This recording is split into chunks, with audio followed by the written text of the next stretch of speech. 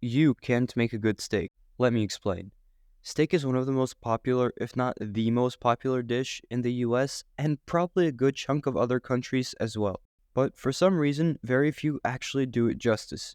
This applies to restaurants of several levels just as much as it applies to home cooks.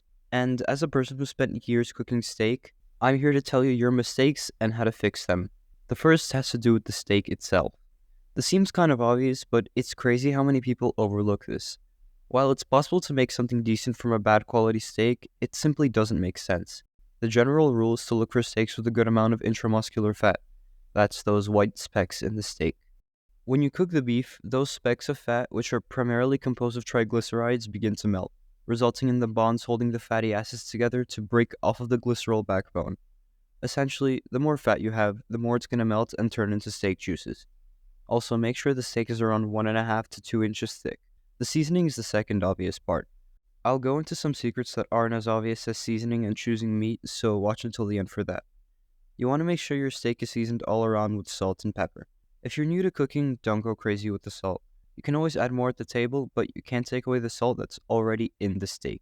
If you're more of an advanced cook, you can try dry brining it, which is basically when you salt it and put it in the fridge for a day or two. The steak's water content is brought to the surface through osmosis, which dissolves the salt and then penetrates its surface, providing a more seasoned steak.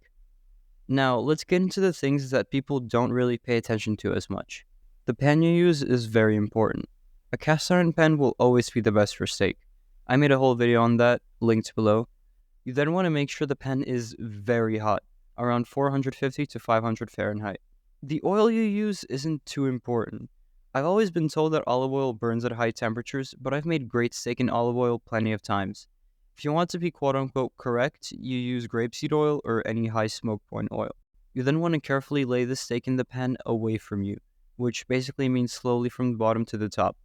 I prefer to flip it every 30 to 40 seconds rather than one big flip because it browns better that way. And after the first flip, you're going to feel the surface of the steak with either your finger or some tongs. It should feel quite soft.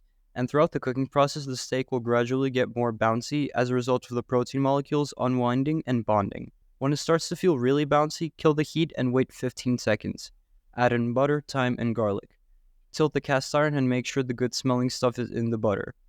Let the butter absorb the flavor for a few seconds and start spooning it over the steak. You can just constantly flip it over as well, that works fine.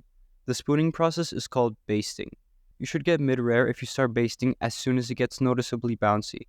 If you want to be sure, you can use a thermometer. It should be about 130 degrees Fahrenheit. If you like it more cooked, simply cook it more. Place it on a cutting board or plate and rest it for 10 minutes covered with foil. The internal temp will rise a few degrees.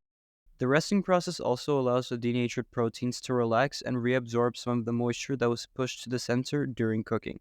As a result, the juices become more evenly distributed throughout the steak, leading to a juicier final product. Like and subscribe. See ya.